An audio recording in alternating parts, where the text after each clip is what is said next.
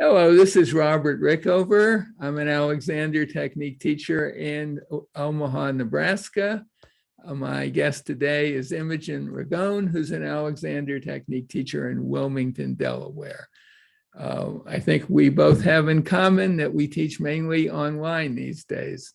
And I wanted to talk with Imogen about something from the early teaching career, let's say, of F. Matthias Alexander, the founder of the Alexander Technique. And Imogen, I'm sure you've seen the reference that when he got to England and started work, when he moved from Australia to England and started working with people in London, he acquired a nickname, which was the Breathing Man. Does that resonate with you? Yeah, no, it does, but for some reason I thought that was in Australia, not in England. But anyway, well, maybe or maybe it was a bit of both. I don't. Who knows? But anyway, he acquired that name, presumably because when people worked with him, they noticed their breathing got a lot better. And I was thinking about that the other day, and I thought to myself, he could have been nicknamed the Torso Man. In that, well, in that breathing is a major thing that goes on in our torso. I mean, it is at least half of our torso, something like half our torso, is directly devoted to breathing and oxygen exchange and stuff. The ribs, the lungs, and maybe most important of all, the diaphragm, which is this huge muscle that kind of cuts right across the center of our torso. And that even the parts of our torso that aren't directly related to breathing affect it pretty dramatically and are affected by it.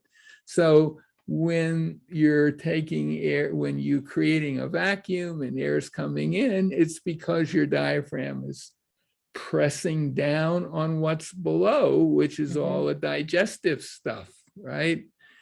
And how that stuff responds to that pressing down affects your breathing and vice versa. So this is just a very simple thought. It's a super short conversation, but that if he could have been called the Torso Man, it does suggest that he was interested in the torso as something that maybe could be changed, which is not how most Alexander teachers, I think about the torso. There's the head, there's the torso. Head moves away from the torso or whatever direction someone's using. There's not too much thought about rearranging the torso itself, except for John Doe Macerero, who talks about it incessantly as being what Alexander was interested in the early days of his work. And he's built a whole way of thinking about the technique on that, which he calls initial Alexander technique.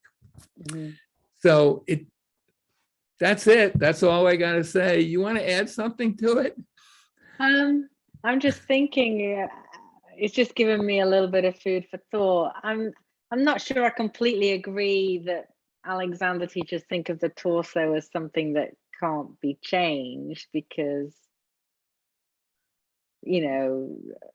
but that's coming especially back to the breathing and how that whole mechanism changes, and that's right. So, but I know but I do sort of know what you mean, that when you say torso, you think of that as a thing.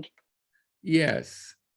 In itself, although I do think of head spine rather than head torso for that anyway. Food for thought, and Torso Man does have a sort of ring to it. It has a ring to it. And I think what John Doe's talking about a lot is Alexander had specific ideas of how to rearrange your torso. Mm. And that isn't really part of most Alexander teaching that I've ever. Yeah, for me, any changes that come about in the torso would be indirect. It wouldn't be a And specific exactly. rearrangement. And he proposes some very direct Mhm. rearrangements of antagonistic pulls and the like. Anyway, Mm. so Interesting. that's that will, you think that takes care of this conversation? Sure. Okay, I never know so- what's coming. Thank you, Robert.